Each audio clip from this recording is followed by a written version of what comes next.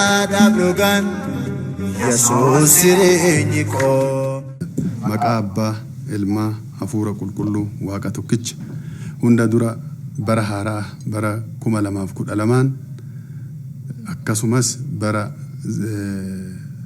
Luqaasii gara Yohaannisitti nagaan isin ceesise hunduma keenya ceesise jechaa barri 2012 kuni kan gammachuu kan jaalalaa akka nu ta'u hawwaa barri kuni akkanumaan kan ta'e odoon ta'in waan barbaanne qofaafis odoon ta'in hayyama rabbiitiin fedhii waaqayyootiin uumaa waaqayyootiin akka ceenu uumamaan rabbi hanteechiseedha.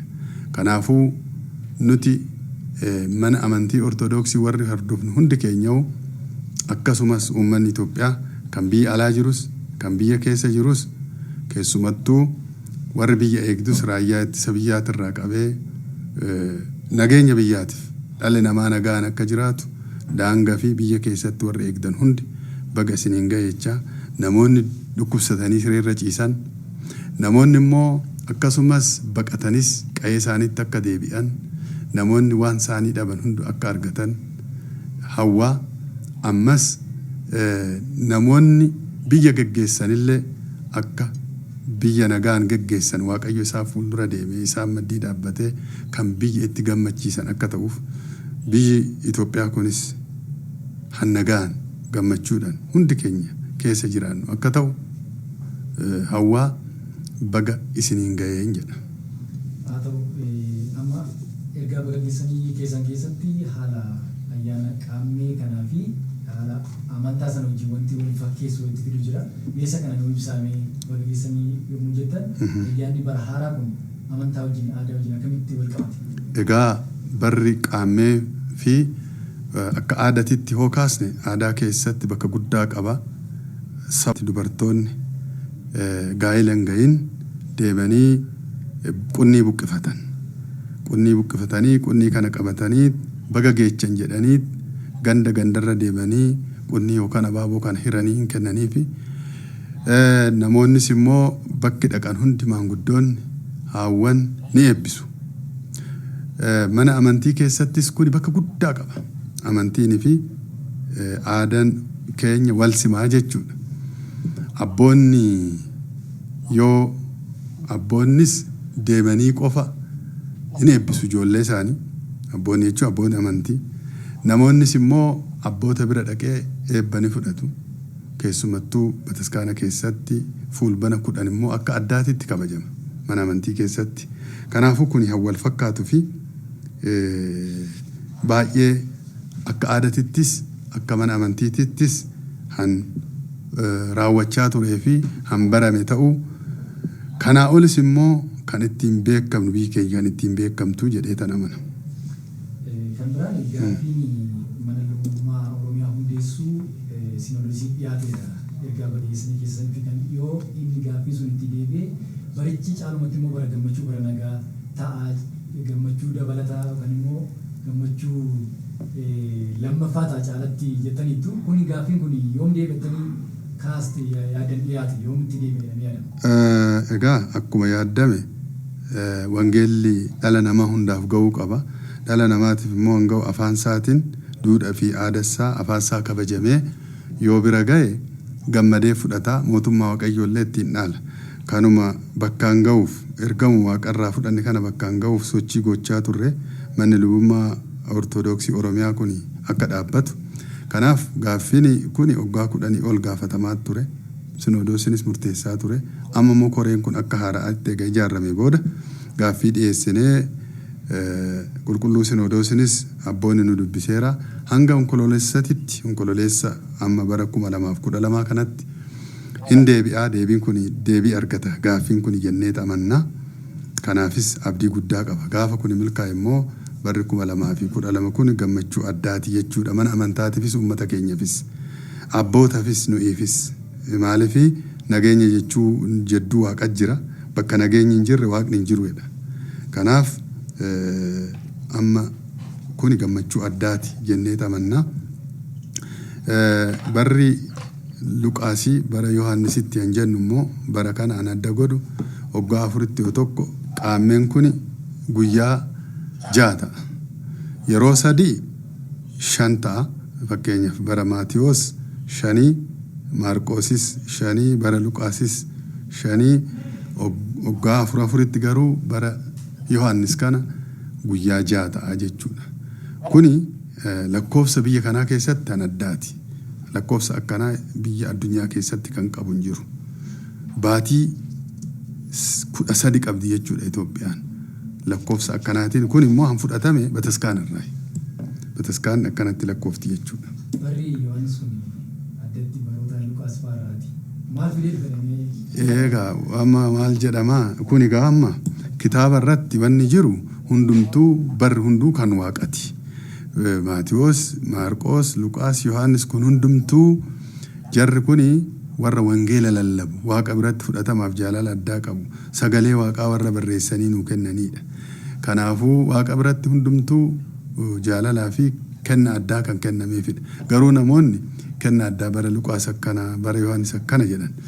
Egaa barri Yohaannis nuti hawwiin gaariidha.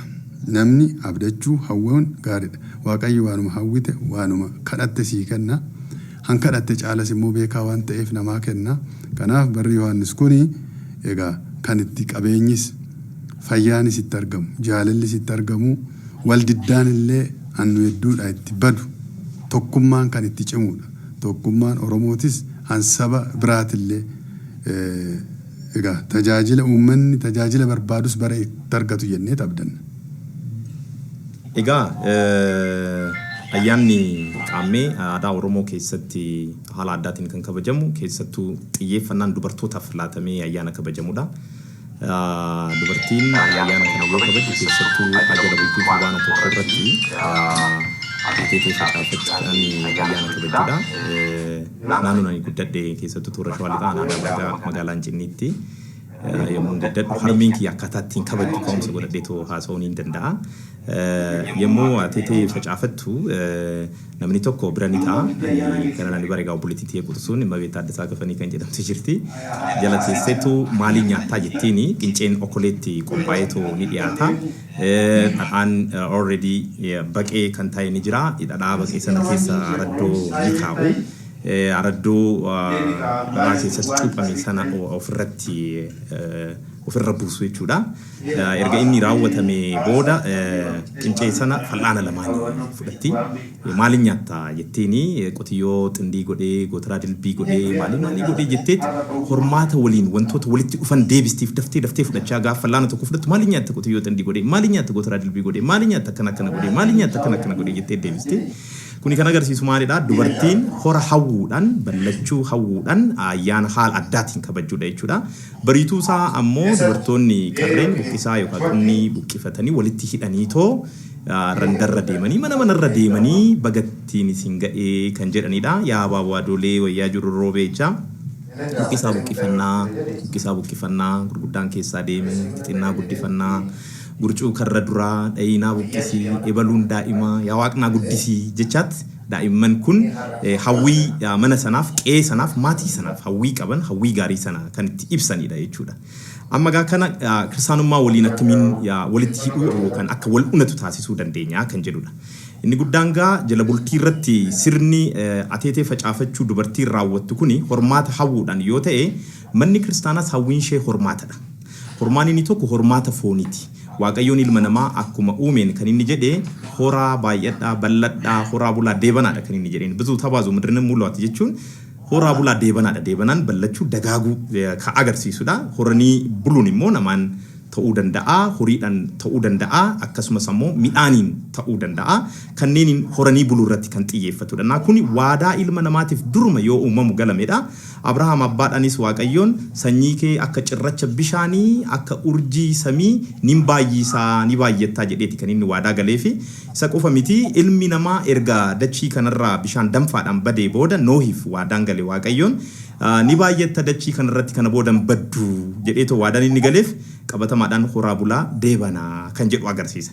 Egaa amma kakuun moofan waa'ee fooniin horanii ballachuutu haasa'a malee waa'ee afuuraan horanii ballachuu irratti kan xiyyeeffatu miti. Gara kakuu haaraatti yoo dhufnu immoo abbaa keenya Waaqayyoo irraa gadaamessa Yordaanos irraa barruu afuura qulqulluu irraa afuuraan dhalannee kan itti baay'annudha. Ilaalchaan dhalan amantiidhaan dhalan bara kakuu haaraatti jechuudha. Kanaaf kiristaanummaan bu'uurri isaa kan bara kakuu moofaa ilmi namaa kan itti horee bulee fooniin midhaaniin horiidhaan dinagdeedhaan maaliidhaan ta'uu danda'a kan itti baay'atu yoo ta'u bu'uurri isaa dhumni isaa garuu inni gonkatee afuuraan gara waaqayyootti ol guddachuudha. Warri afuuraan dhalatan kan itti baay'atan ilmi namaa hundi amantii qulqulluu keessatti hammatamuudhaan kan itti baay'atu ta'uu agarsiisuudhaafi jechuudha. Kanaaf gaafa bara haaraa kana kabajnu fakkeenyumti isaatiiyyuu fooniin gaafa laallu dhuguma ganni bari'eera ni agarra jechuun uumamaan uumaa raajeffachuu irratti yoo hundoofnu isa higga libbonaa jedhamee kitaaba qulqulluu irratti ibsame amantii abbaan keenya Abrahaam qabuun isa tokko ta'e jechuudha. Ilmi namaa uumamuma laaletoo bishaan roobni roobu yoo dhaabbatu lafti yoo qooru margi yoo lalisu dachiin yoo jijjiiramtu gaafa argu birraan bari'uu ishee ni mirkaneeffata. Kanaaf waaqayyoodhaaf beekamtii laachuun ni barbaachisa. Akka amantiittis akka nama seera uumaati kan raawwachuu danda'u humtuu raawwachuu hin danda'udha. Garuu kuni fakkeenyadha akka mana kiristaanaa keenyatti. Dhumni isaa maalidha? Akkuma ganni bari'e kana ilmi namaas ganna kakuu moofaa jedhamu yookaan ammoo cubbuu bara baraa jedhamu keessaa bilisa ba'ee gara jireenya bara baraatti ce'uusaa fakkeenya kanaan agarsiisuudhaaf manni kiristaanaa kan kabajuu jechuudha. Amma gaa kallattiidhaan gara dubartiin qunnii qabatteetoo hawwii qabduu fi barnoota mana kiristaanaa waliin dhimma kana waliin kan rogummaa qabutti gaafa dhufnu akkuma dubartiin qunnii qabatteetoo birraan isinii bari'ee bacaqiin gannaa qooreeraa lagni kana booda hirrateeraa kana booda wanni nama sodaachisu hin jiru jettee hawwii abdii gaarii qabdu ibsitu gugee Nooh yookaan ammoo makoodiin Nooh bishaan danfaadhaan ilmi namaa yemmuu badu waaqayyoon doonii keessatti Noohii fi maatii isaa qofa baraare. Na bishaan qooruu isaa yookaan immoo bishaan danfaan kun gadi bu'uun isaa fi waaqayyoon nutti araaramuu isaa deemitii naa qulqulleessii jedhee makoodii ergate. Dursa quraatu deemeyyuudha quraan achumaan amsan otoo galmaan hin gahin deebite achumaan hafte.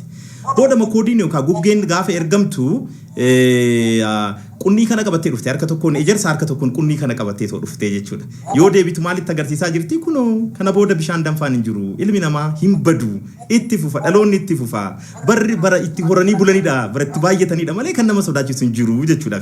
Akkuma duratti ibsee gaa bara haaraa kana kan kabajnu nuti immoo jireenya bara baraa argachuu keenyaaf waan ta'eef Nooh bishaan danfaa kanarraa baraaramuun isaa fakkeenyummaa ilmi namaa du'a bara baraarraa baraarame jireenya bara baraatti ce'uu waan ta'eef dubartiin qunnii qabattee birraan bari'uu ishee agarsiisuun seenaa Nooh waliinis wal qabataa akkasumas immoo seenaa ilmi namaa du'a bara baraarraa jireenya bara baraatti ce'uu isaa kana waliin kallattiidhaan kan wal qabatudha. Akkasumas amma akkuma dubartiin qarreen guggee akkuma dubartiin qarreen bifa guggeetiin qunnii kana qabatteetu adeemtu harmeen keenya dubroon Maariyaamis durbadha. Yaadanis durbadha, gochaanis durbadha, dubbiidhaanis durbadha. Durboon Maariyaam ammoo ilma Waaqayyo Gooftaa Yesuus Kiristoos akka deessu yemmuu itti himamu falmii baay'eedhaan booda maal jettee akkuma jecha keetii naaf haa ta'u ani Waaqayyoof garbittii isaatii jette.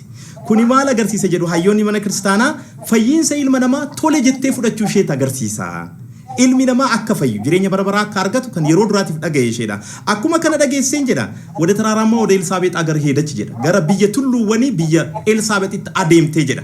Akkuma achi geesseen haati gooftaa kiyyaa gara kootti akkamiin dhufti jettee Elsaabeex hedduu ishee kabajjeetu oggasuma garaa ishee keessa ilmi jiru Yohaannis inni cuuphaan garaa ishee keessatti utaale kabaja dubroo Maariyaamiif jechuudha.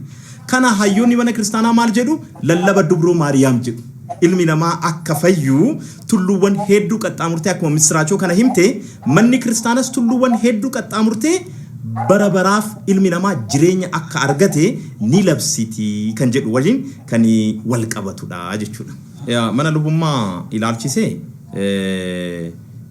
Sinodoosiidhaafis gaafii qulqulluu Sinodoosiif gaafii yoo dhiyeessinu yaada keenya persentii 95 fudhatee ibsi Sinodoosiin kun beeta kanatiin kun nuuf dhaabbatu jedhamee too gaafatame garuu balleessaa waan ta'eef dhiifama gaafadha jedhamee kanarratti dhiifaman gaafannu gaafiin kun gaafii uummataati. Inumaayyuu abbootiin keenya dhimma kanarratti yoo danda'ame uummatni tajaajila kana otoo barbaadu galmaan ga'uu baachuu isaaniitiif dhiifama gaafachuu qabu yaada jedhuun adda babaaneerraa. Qabxiin biroo garuu qabxii murteessaan maalidha? Waa lama irratti durumayyuu walii gallee jira. Inni tokko maalidha? Gaafii keenya kana fudhataniitoo koreen nu keessaayis koree gurmeessituu beeta kanatii yookaan mana lubummaa Oromiyaa fi akkasumas paappaasota abbootii akkasumas immoo tajaajiltoota beeta kanatii waliigalaa jechuudha. Mana lubummaa waliigalaa keessaa kan walitti bee koreen dhaabbatee dhimmicha qoratee yaa'ii Sinodoosii isa onkololeessaatiif akka dhiyeessu waadaa nuuf galee jira. Bu'uura kanaan bu'aa qorannaa sanarratti hundaa'ee qulqulluun Sinodoosiin mana lubummaa beeta kinatii Oromiyaa kana nuuf dhaabaa yaada jedhu ni qabna. Inni biroo ammas qulqulluu Sinodoosii irraa kan eegnu maalidha? Koree kanaaf beekamtii laatee hojii isaa mana lubummaa Oromiyaa lafa qabsiisuu irratti hojjetu akka galmaan geessisu gargaarsaaf deeggarsa hundayyuu akka isaaf godhu ni eegna jechuudha. Kanaaf barri haaraan haala kanaan yoo jalqabame maayyuu uummata Oromootiifis ta'e mana kiristaanaatiif akka waliigalaatti hawwataa ta'a abdii jedhudha qabna. ዛሬ የኦሮሚያ ቤተ ክህነት አደራጅ ኮሚቴ ከኢትዮጵያ ኦርቶዶክስ ተዋሕዶ ቤተክርስቲያን ሲኖዶስ ጋር ስብሰባ አድርጎ ነበር። የስብሰባው ዓላማ ምንድነው? የተገኘ ሚካኤል ታደሰ እንኳን በሰላም ወደ ስቱዲዮአችን መጣ። እንኳን ሰላም ጠበቁን። እስኪ እንግዲህ ዛሬ ከሲኖዶስ ጋር ስብሰባ አድርጋችኋል። ስብሰባው በጣም የሚጠበቅ ነበር። እስኪ የወደ ስብሰባው ውጤት ከማለፋችን በፊት ምንድነው የስብሰባው ዓላማ ምን ነበር? እንግዲህ ያው ስብሰባው የተጀመረው ትላንትና ነበረ። ትላንትና የተጀመረው ጉዳይ አላልቅ ሲል ነው ወደ ዛሬ የተሸጋገረው። ዛሬ ጉዳዩ ያደረበት ምክንያት በሌሎች መሰረታዊ ጉዳዮች ላይ ከቅዱስ ሲኖዶሱ ጋር መግባባት ላይ ብንደርስም አንዳንድ አባቶች በጎላ መልኩ ባነሱት አስተያየት ምክንያት ጉዳዩ እንዲያድር ተደርጓል። ያም አስተያየት ምንድነው? ቅዱስ ሲኖዶሱ የኦሮሚያ ቤተ ክህነት ጽሕፈት ቤትን አቋቁሞ ሊያሳውቀን ይገባል የሚል ሐሳብ አቅርበን ሳለ ይህ መግለጫ መቅረቡ አግባብ አይደለም የሚል ተቃውሞ ነበር።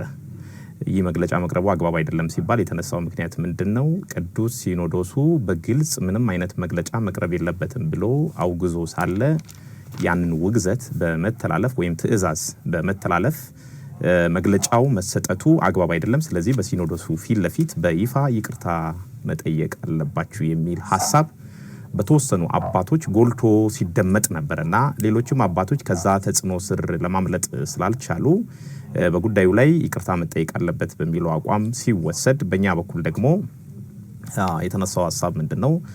በጉዳዩ ላይ ይቅርታ መጠየቅን በተመለከተ በመቃወም ነው ምላሹን የሰጠነው። በመቃወም ማለት ይቅርታ መጠየቅ ችግር የለውም፣ መድኃኒታችን ኢየሱስ ክርስቶስም አምላክ ሆኖ ሳለ ራሱን ዝቅ አድርጎ የሰው ልጆችን ይቅርታ ጠይቋል። ነገር ግን ይሄ ጉዳይ በትክክል የቀረበ አግባብ የሆነ ጥያቄ ስለሆነ ልንመሰገንበት የሚገባ ጥያቄ ነው እንጂ እንደ ጥፋተኛ ተወንጅለን ይቅርታ የምንጠይቅበት አይደለም ብለን ሐሳብ አቅርበን ነበረ። ጉዳዩ አልቋጭ ሲል ብፁዕ አቡነ ዮሴፍ ሀቡልቱ ዱቢኒ ይላል ኦሮሞ ብለው ሲኖዶስ ውስጥ ተናገሩ። ሀቡልቱ ዱቢኒ ማለት ጉዳዩ ይደር ሲያድር ምናልባት ሲያስታምሙት የተሻለ በብፁዓን አባቶች በኩልም የተለየ ሐሳብ እየመጣ በእኛም በኩል የተለየ ሐሳብ እየመጣ ወደ ተሻለ ነገር እንመጣለን ተብሎ ቀጠሮ ተያዘ ለዛሬ ማለት ነው። ዛሬ እንግዲህ በሲኖዶሱም በኩል ምናልባት የተለየ ሐሳብ ካለ በአባቶች በኩል በእኛም በኩል ምናልባት የተለየ ሐሳብ ካለ ለመስማት እድል ብንሰጥ ቁርጥ አድርገን ባለመግባባት ተለያይቷል ከሚባል የሚለው ሐሳብ ስላመዘነ ያንን ሐሳብ ለማድረግ የተጠራ ስብሰባ ነው የዛሬው ስብሰባ ማለት ነው። እንግዲህ ዛሬ የገባ ነው ጉዳዩን ለመግለጽ ኮሚቴውን ወክለን እኔና ዶክተር ብርሃኑ የሚባሉ ከዚህ ኮሚቴ ጋር የሚሰሩ አንድ አባት አሉ። አብረን ነው የገባ ነው። መግለጫውን ማለት የሰጠናቸውን ምላሽ በጋራ ተወያይተን ጽፈን ሁላችንም ፈርመንበት ከዚያ በኋላ በአካል ይሄንን ጽሁፍ ልናነብላቸው ወደዚያ ገባን። ስንገባ ለምንድነው ብቻችሁን የመጣችሁት የሚል ተቃውሞ ነው ከሲኖዶሱ የቀረበልን። ብቻችንን አልመጣንም፣ ትላንትናም የነበርን እኛው ነን። ነገር ግን ሁሉም አካላት አልመጡም። እርግጥ ነው የሁሉንም ኮሚቴ አባላት አማክረን እንመጣለን ብለናችሁ ነበር፣ ተመካክረናል። የምክክራችንንም ውጤት ተጨባጭ ይዘን መተናል።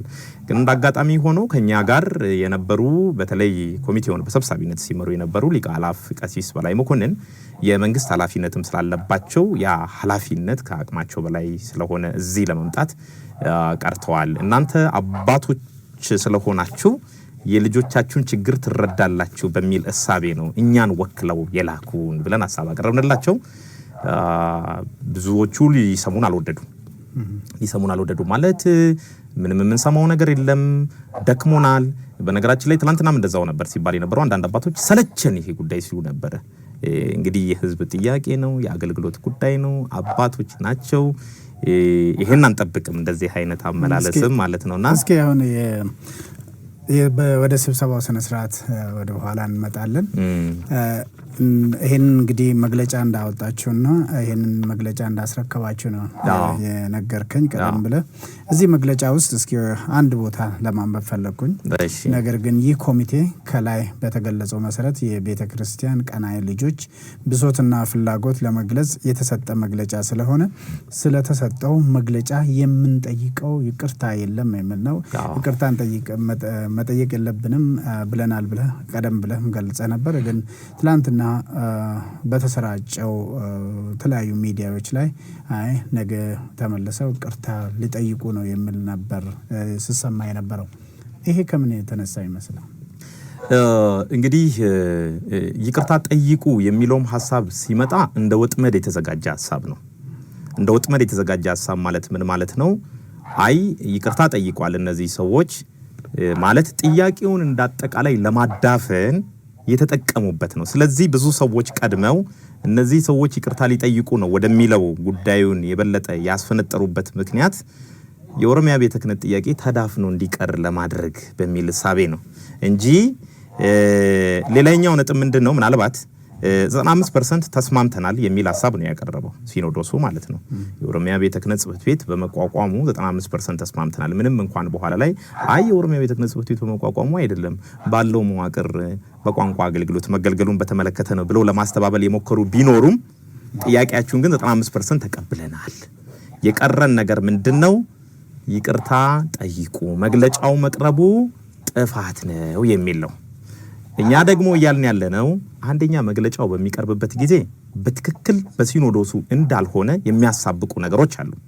ለምሳሌ ቅዱስ ፓትርያርኩ በዚህ ጉዳይ ላይ ዝምተኛ ናቸው። ጉባኤውም ላይ ምንም አስተያየት እየሰጡ አይደለም፣ ቅዱስ ፓትርያርኩ ማለት ነው። እንደሚታወቀው ሲኖዶሱ የሚመራው በቅዱስ ፓትርያርኩ ነው። ስለዚህ ሰው እንደፈለገ ነው አስተያየት የሚሰጠው። እዚህ ጋር ይብቃህ የሚባል የለም። እንደፈለገው ነው አቋርጦ የፈለገውን ነገር የሚያደርገውና ይሄ የሚያሳየው ምንድነው? በተወሰኑ ሰዎች ጫና ስር ወድቋል ሲኖዶሱ። ምናልባት እነዚህ ሰዎች ደግሞ የየራሳቸው ፖለቲካዊ፣ ኢኮኖሚያዊና ማህበራዊ ፍላጎቶች ሊኖራቸው ይችላል።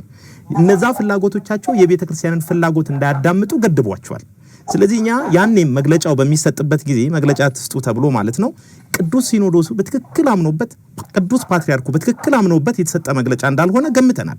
በተለይ አብሯቸው የነበሩት መግለጫው በሚሰጥበት ጊዜ በተለያዩ ወንጀሎች ተጠርጥረው 3 ዓመት ሁሉ ተፈርዶባቸው በስርቆት ወንጀል የ3 ዓመት ፍርድ የተፈረደባቸው ሰዎች በሙሉ በዛ መግለጫ ላይ ነበሩ፣ አባቶች ተብሎ ማለት ነው።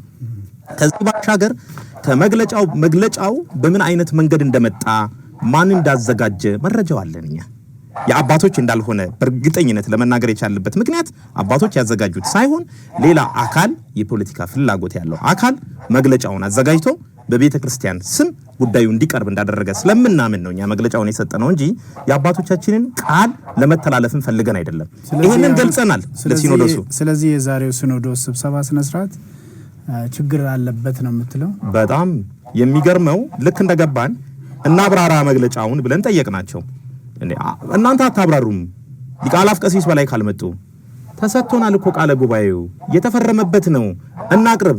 ዝም በሉ ፈጽሞ አትናገሩም፣ እናንተ አትናገሩም። ምን አገባን ታዲያ የኛ ጉዳይ ነው እንዴ እስኪባል ድረስ በአባት ደረጃ ፈጽሞ የማይጠበቅ በጣም የሚያሳዝን ቤተክርስቲያናችንን በትክክል የማይወክል አይነት አነጋገር ምናልባትም በኔ በልጃቸው በታናሻቸው ጭምር ሊተች የማይገባ አይደል እሳቸው ተናጋሪ እኔ ተናጋሪው ጭምር ይሄን ማለት የለብኝም ብዬ የሚጸነነኝ አነጋገር በሲኖዶሱ ጉባኤ ላይ ነበር። ከዛ በኋላ ውጡልን ተባለ። እኛኮ መሰማት አለብን። እግዚአብሔርም እኮ አዳም ሲበድል አዳምን ሰምቶታል። በአንድ አይደለም የፈረደበት። አዳም ጸበለስ በልተሃል ወይ ብሎ ነው የጠየቀው። አትብላ ያልኩን ጸበለስ በልተሃል ወይ ብሎ ጠይቆ ምላሽ መስጠት ከቻለ በኋላ ነው እኛም እባካችሁ ስሙን ስለ እግዚአብሔር ሊልኝ ያልኩት ስለ እግዚአብሔር ብላችሁ ስሙን። አንሰማችሁም። መሰማት መብት መሆኑን እኮ ከሁሉም በላይ መጽሐፍ ቅዱስ ነው የሚነግረን፣ ቤተክርስቲያን ናት የምትነግረን፣ እግዚአብሔር ነው የሚነግረን። አንሰማችሁም። በቃችሁ። ዝም ብላችሁ መውጣት ትችላላችሁ። ካስፈለገ ወረቀቱን ለቅዱስ ፓትርያርኩ ሰጣችሁ ትወጣላችሁ። ውጡ እንጂ ከዚህ ውጪ የምንሰማው ነገር የለም። ሰጠን ለቅዱስ ፓትርያርኩ ወረቀቱን ሰጠረና መድረኩ ላይ ወተን ስላሳደዳችሁን እግዚአብሔር ይስጥልን ብለን ወጣን። እስኪ አሁን እንግዲህ መግለጫችሁ ሰፊ ነው። ሌላውን ምን መሆን እንዳለበት የገለጻችሁበት ነው። ግን ምንድነው አሁን ለሲኖዶሱ ያቀረባችሁት በዚህን ጊዜ ውስጥ እንደዚህ ይፈጸምልኝ ያላችሁት ነገር አለ? ምንድነው? እስኪ ከነሱም ከሲኖዶሱ የምትጠብቁት በመግለጫችሁ ውስጥ ያካተታችሁት ነገር? አሁንም ቅዱስ ሲኖዶሱ በትክክል ለቤተ ክርስቲያን እንደሚያስብ እናምናለን። አስቀድሜ እንዳልኩት ግን የተለያየ የኢኮኖሚና የፖለቲካ ፍላጎት ያላቸው አካላት በመንፈስ ቅዱስ የሚመራውን ሲኖዶስ በእነዚህ ፍላጎቶች እንዲመራ እያስገደዱት እንደሚገኙ እናምናለን። እናም አሁንም ለቅዱስ ሲኖዶሱ በምላሻችን ላይ ያስቀመጥነው ይቅርታን ጠይቅም የሚለውን ብቻ አይደለም፣ ያም ብቻ አይደለም። ያቀረብነው ነገር ምንድነው? አንደኛ ቅዱስ ሲኖዶሱ ጥያቄያችንን በትክክል ተቀብሎት ከሆነ በስብሰባው ላይ ሲነገር የነበረው ኮሚቴ ተዋቅሮ ጉዳያችሁን አጥንቶ ለጥቅምቱ ሲኖዶስ ያቀርባል ስለተባለ ባለው መሰረት በገባው ቃል መሰረት ለጥቅምቱ ሲኖዶስ ጉዳያችንን አጥንቶ ጨርሶ ምን መሆን እንዳለበት መዋቅሩ እንዴት መደራጀት እንዳለበት እንዲያስቀርብልን በአክብሮት እንጠይቃለን ብለን ነው በመግለጫችን ላይ ያሰፈርነው። አንዱ የምንጠብቀው ይሄንን ነው። ሌላኛው ይሄንን ስራ ለመስራት የተደራጀ ኮሚቴ አለ። የኦሮሚያ ቤተ ክህነት አደራጅ ኮሚቴ ማለት ነው። ለዚህ ኮሚቴ እውቅና ይሰጥ። ይሄ ኮሚቴ ያልተፈለገበት ምክንያት በአንዳንዶች በተጨባጭ በቅንነት አገልግሎቱ መሬት እንዲረግጥ ስለሚፈልግና አገልግሎቱ መሬት ሲረግጥ ደግሞ ከሌሎች አካላት የፖለቲካ እና የኢኮኖሚ ፍላጎት ጋር ስለሚጋጭ እንደሆነ በጥብቅ ስለምናምን ይሄን አደራጅ ኮሚቴ ወደ ጎን በመተው የሚሰሩ ስራዎች በሙሉ የራሳቸው ሌላ መልእክት እንዳላቸው ስለምናምን ለኮሚቴው እውቅና ስጡ። በትክክልም ብለውን ነበር። ለዚህ ኮሚቴ እውቅና እንሰጣለን፣ መስራት የሚገባንን ነገር አብረን እንሰራለን። እንደገና ጉዳዩን የሚያጠናም ኮሚቴ ደግሞ ሲደራጅ ከዚህም ኮሚቴ ከብፁዓን አባቶችና ከጠቅላይ ቤተ ክህነት መምሪያ ሰራተኞች የተውጣጣ ኮሚቴ ይቋቋማል ብለው ነበር። ይሄን አድርጉልንና እስከ 30 ኮሚቴውም ጉዳዩን እየተከታተለ ለጥቅምቱ ሲኖዶስ ይቅረብልን። የጥቅምቱ ሲኖዶስ ላይ ለጥያቄያችን ኮንክሪት የሆነ ምላሽ እንጠብቃለን የሚል ነው። አሁንም በድጋሚ በዚህ ምላሽ ያቀረብነው ማለት ነው።